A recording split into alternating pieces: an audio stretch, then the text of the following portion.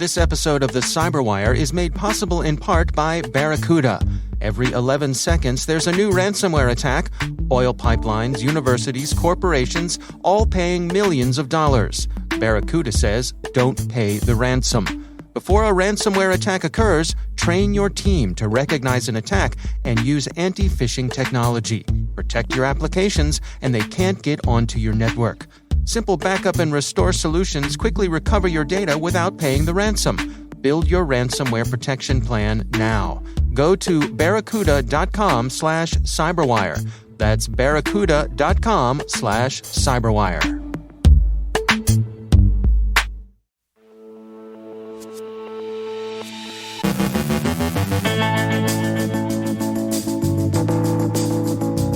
Older threats are out and about, and an old vulnerability gets a fresh proof of concept. A new banking Trojan threatens Europe. Intel works on vulnerabilities. CISA advises awareness of recently reported DDS vulnerabilities.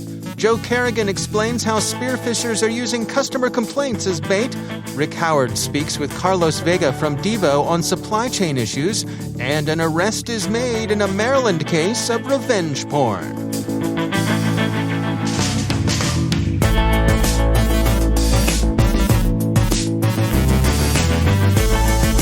From the CyberWire studios at Data Tribe, I'm Dave Bittner with your CyberWire summary for Tuesday, November 16th, 2021.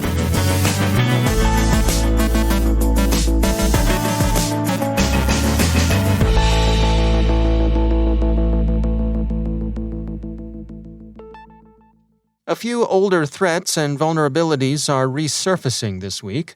Researchers have begun seeing signs that Emotet, a botnet widely used to distribute spam that carried other payloads, has resurfaced.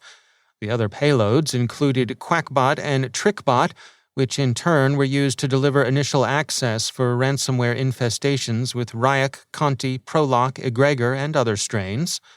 Recall that Europol had effectively disrupted Emotet's infrastructure back in January and arranged for general uninstallation. That uninstallation was led by German authorities of the malware in April.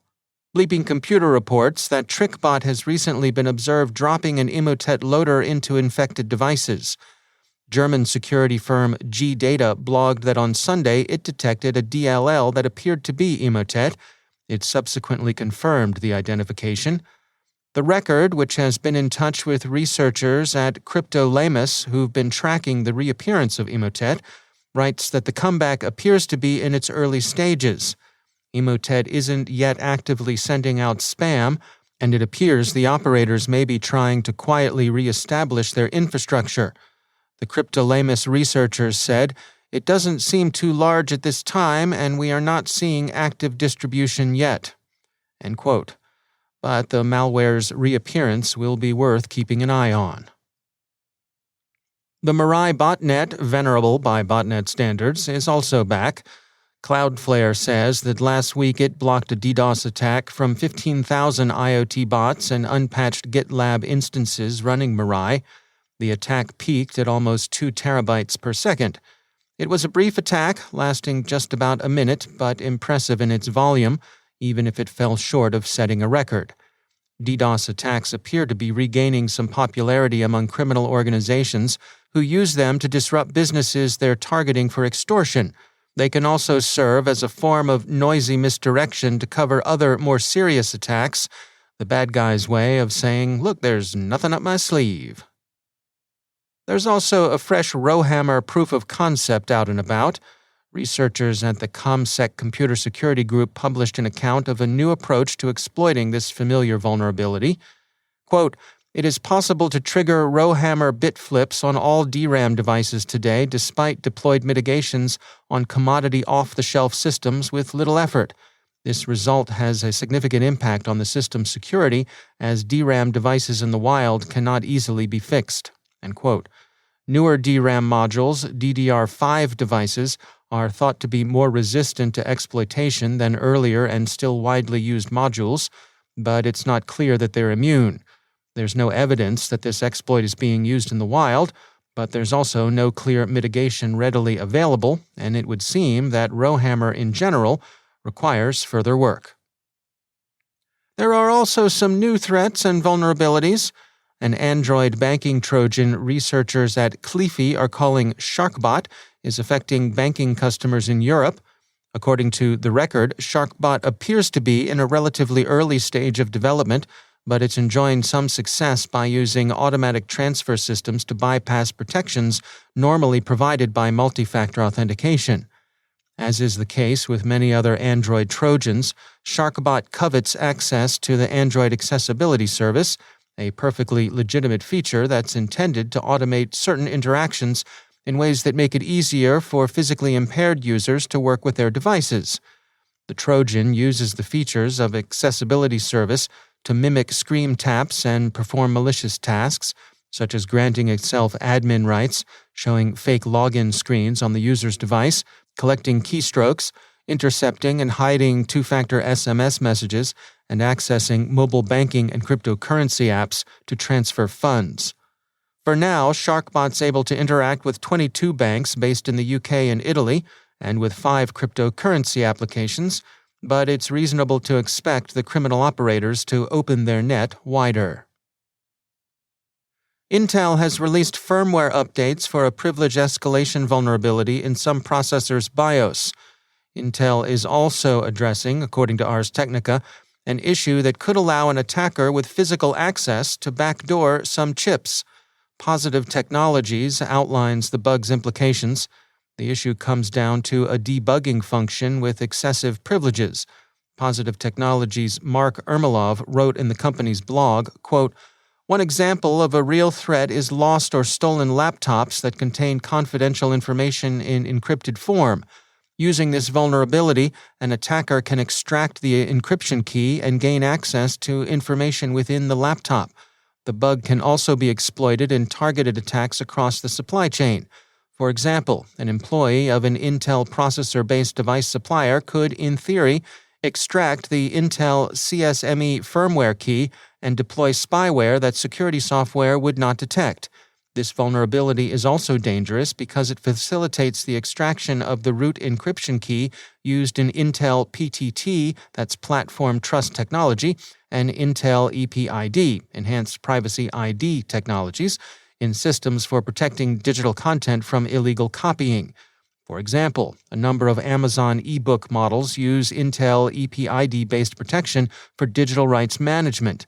Using this vulnerability, an intruder might extract the root EPID key from a device, an ebook, and then, having compromised Intel EPID technology, download electronic materials from providers in file form, copy, and distribute them." End quote. Again, exploitation would require physical access to the targeted devices, but that access would need only be brief, a matter of minutes, not hours. CISA warns that vulnerabilities affecting distributed data service standards are being reported. The agency's advisory says, quote, "CISA is aware of a public report detailing vulnerabilities found in multiple open-source and proprietary Object Management Group data distribution service implementations. This advisory addresses a vulnerability that originates within and affects the implementation of the DDS standard. In addition, this advisory addresses other vulnerabilities found within the DDS implementation. CISA is issuing this advisory to provide early notice of the reported vulnerabilities and identify baseline mitigations for reducing risks to these and other cybersecurity attacks." End quote. There's no known exploitation of these vulnerabilities in the wild, but CISA recommends applying the patches and mitigations the affected vendors are making available. Those vendors include Eclipse, eProsima, Gurum Networks, Object Computing, Real-Time Innovations, and Twin Oaks Computing. If you're a customer, check in with them for specifics. And finally, an arrest has been made in the seamy DIY world of revenge porn, in which alienated affection leads a disappointed once-and-future suitor to distribute, non-consensually, saucy photos of an inamorata online. In this case, a small-town mayor in Maryland, the Honorable Andrew Bradshaw, Republican of Cambridge, and we stress that's Cambridge, Maryland, and not Cambridge, Massachusetts, still less Cambridge, England, has been arrested and charged under Maryland law with some 50 counts of distributing revenge porn, the Dorchester Star reports, and that's Dorchester, Maryland, not Dorchester, Massachusetts, still less Dorchester, England. His honor, of course, enjoys the presumption of innocence until such time as he's convicted, should, of course, he be convicted of what he's allegedly done.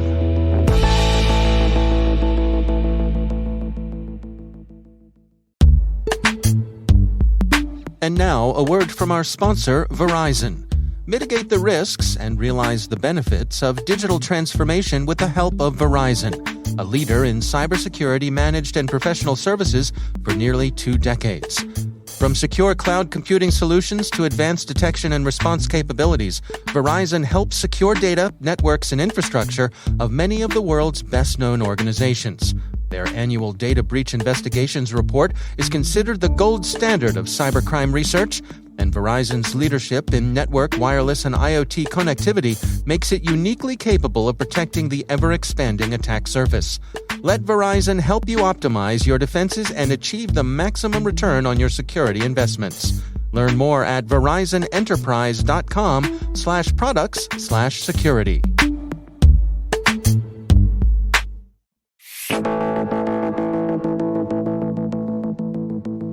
The supply chain is in a lot of headlines these days, both in the real world and cyberspace. Our own Rick Howard checked in with Carlos Vega from Devo for his insights on the supply chain. A few weeks ago, I had the great pleasure to talk to a longtime friend of mine and an old Army buddy.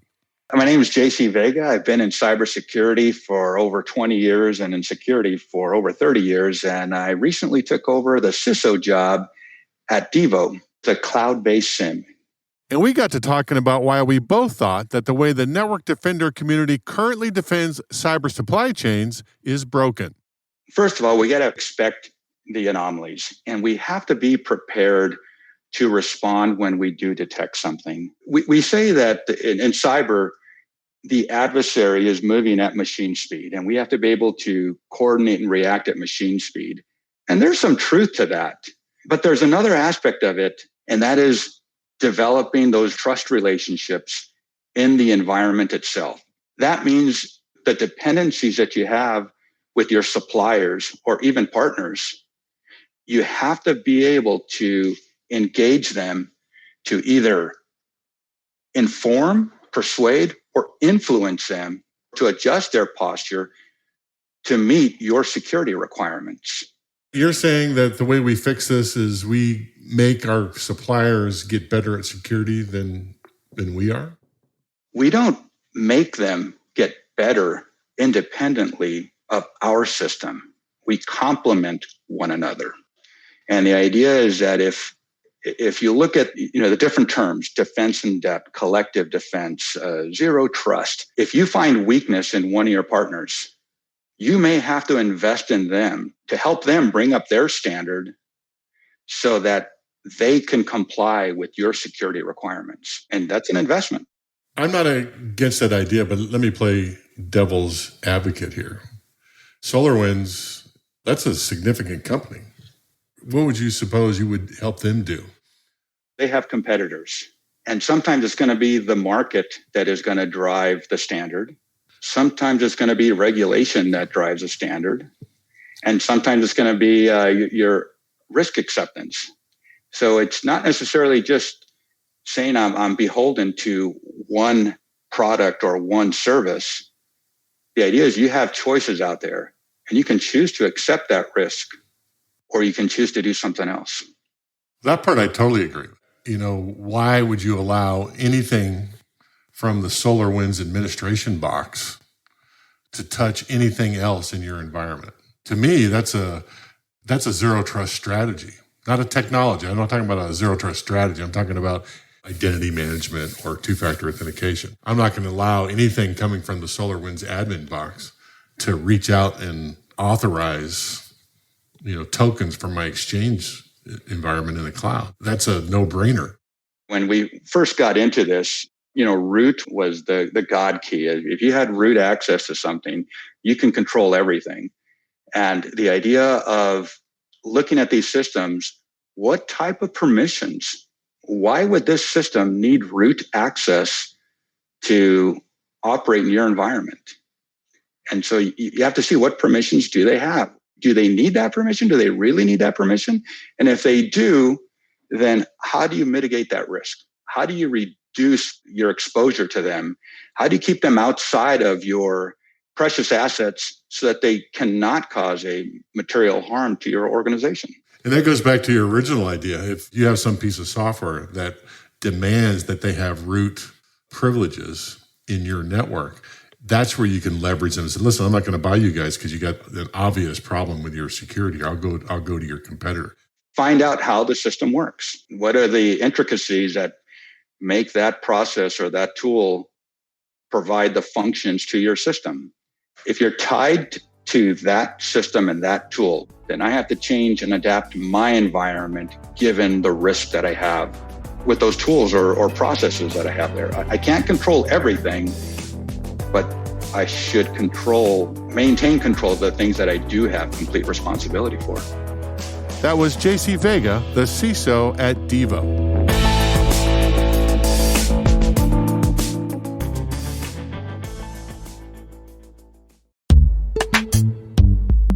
And now, a word from our sponsor, Recorded Future. Staying one step ahead of the rapidly evolving threat landscape requires a constant flow of daily intelligence. To stay up to date on everything happening in the world of cybersecurity, join over 50,000 other security professionals who subscribe to the Cyber Daily.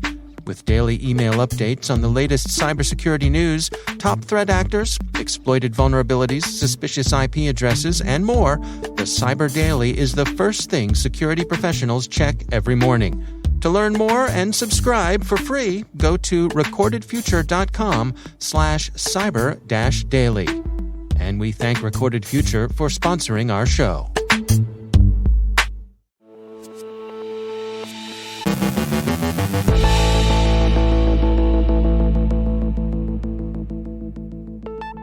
And joining me once again is Joe Carrigan. He's from the Johns Hopkins University Information Security Institute and also my co-host over on the Hacking Humans podcast. Hello, Joe. Hi, Dave. Joe, I don't know how to say this, and I hate to air things publicly like this, but I've got some bad news. We've had some complaints. Okay. Specifically, we've had complaints about you.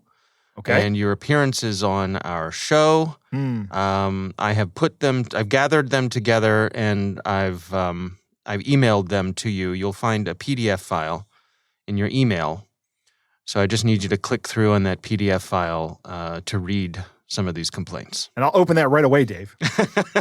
And of course, I am just kidding, Joe. Everyone loves you, and you get lots of great reviews. Oh, do I? Good. I'm glad to hear that. But what I have done is I've cleverly led us into this story from the folks over at Naked Security by Sophos, written by the great Paul Ducklin. And this is about a scam that's taking advantage of people's emotions in kind of a unique way. What's going on here, Joe? So what Paul is talking about here is the kind of like what you just said. It's an attack targeting more junior members of a support team or some customer-facing team. Mm-hmm. They have a great formula in here that says guilt plus fear equals haste, right? Which is what they're trying to do. What these malicious actors are trying to get you to do is to click through the link without thinking about it. Okay. They're trying to make you feel guilty and to scare you to do that. And there's a great example that Paul received here. That apparently people call him Duck. Mm-hmm. The email reads, Duck, call me back. And it says, Duck, I'm on my way into the office. Why didn't you tell me about this customer complaint in PDF on you? Call me back right now. And then it has a link to the report, to the customer complaint report. Mm-hmm. Now, one of the things that Paul talks about in this is that while this is technically a spear phishing attack because they have targeted him and other people in his organization directly, it's very easy to automate this process with a spreadsheet of contact information and with a list of email addresses that has the contact information associated with it. Because frequently when you send out an email, it has your first and your last name. Right. One of the things that always sets me off is when it says Joseph in my my email, because nobody addresses me as Joseph. They all address me as Joe. Right. Right. So whoever signed me up for the PR newswire, maybe you go into that database and change it to Joe, and I can more quickly delete your emails anyway. So Paul talks about how easy it is to put one of these things together. It's very minimal, the amount of open source intelligence gathering you have to do. Mm-hmm. And then he talks about how initially the campaigns were not put together well. Like they went to a Google branded web page that was hosted on Microsoft services. And of course that doesn't jibe in people's minds, and maybe that sets people off. But they're hoping that that you're upset that you don't notice this. Then at one point in time, you are asked to download a file, and it says it's even got a picture here that says preview of the report is ready to open. It didn't work. Try downloading again. And when you download it, it actually downloads an epaks bundle, which is a Microsoft bundle that it's essentially an executable. You can think of it as an installation program that doesn't bother the user with architecture concerns.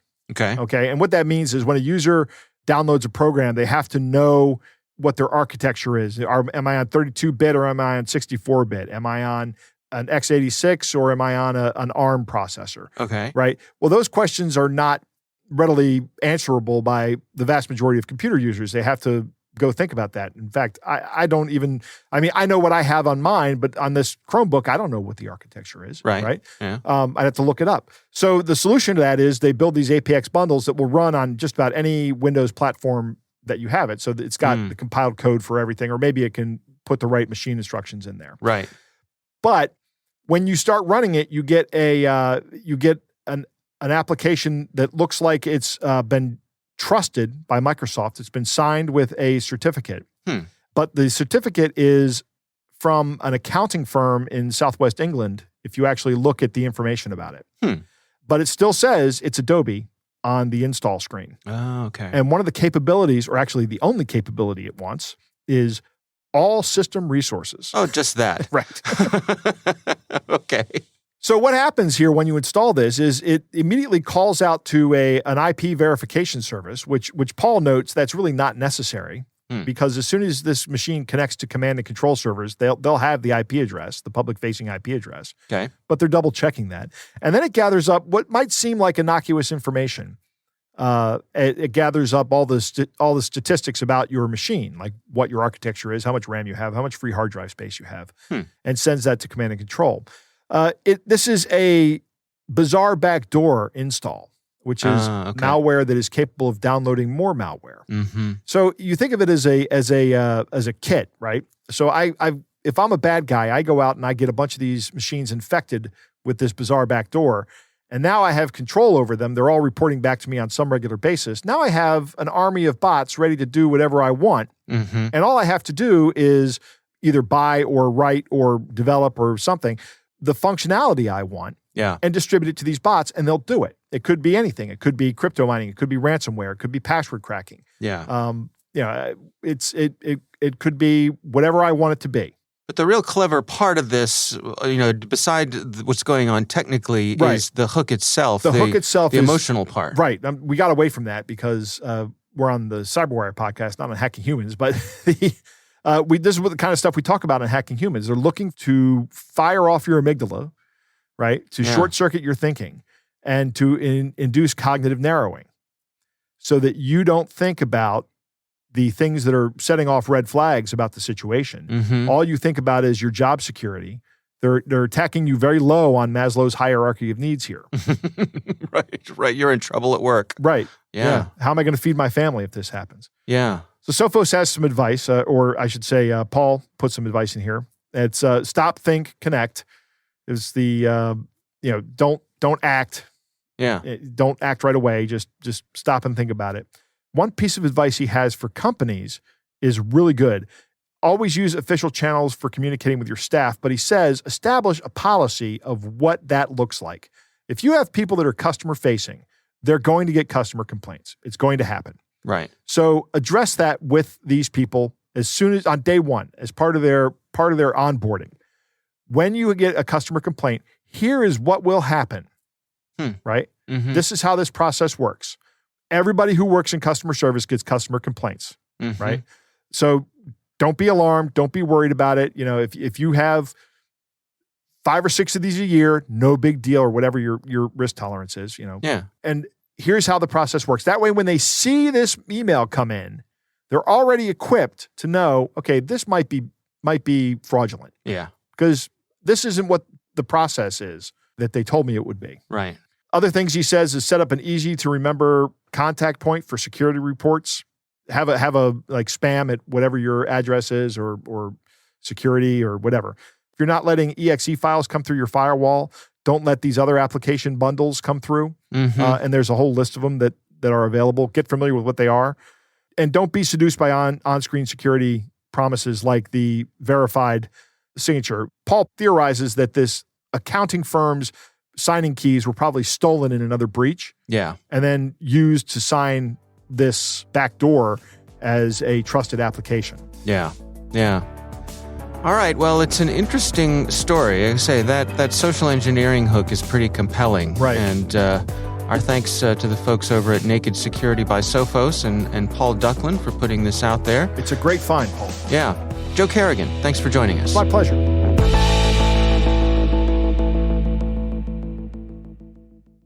Thanks to all of our sponsors for making the CyberWire possible, especially our supporting sponsor, Inky.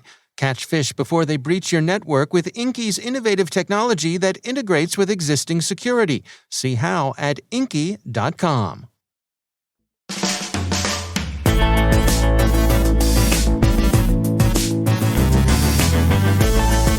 And that's the CyberWire.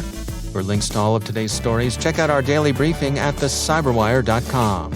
The CyberWire podcast is proudly produced in Maryland out of the startup studios of Data Tribe, where they're co-building the next generation of cybersecurity teams and technologies. Our amazing CyberWire team is Elliot Peltzman, Trey Hester, Brandon Karpf, Puru Prakash, Justin Sabi, Tim Nodar, Joe Carrigan, Carol Terrio, Ben Yellen, Nick Valecki, Gina Johnson, Bennett Moe, Chris Russell, John Petrick, Jennifer Iben, Rick Howard, Peter Kilpie, and I'm Dave Bittner. Thanks for listening. We'll see you back here tomorrow.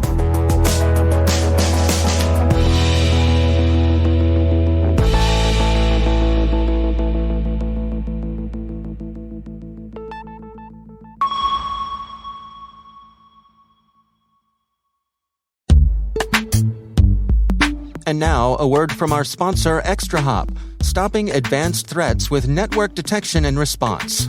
Let's face it, cyber attackers have the advantage. ExtraHop is on a mission to help you take it back. Regain the upper hand with security that can't be undermined, outsmarted, or compromised. With complete visibility from ExtraHop, enterprises can detect malicious behavior, hunt advanced threats, and forensically investigate any incident with confidence. When you don't have to choose between protecting your business and moving it forward, that's security uncompromised. See how it works in the full product demo, free online at extrahop.com/cyber. That's extrahop.com/cyber. And we thank ExtraHop for sponsoring our show.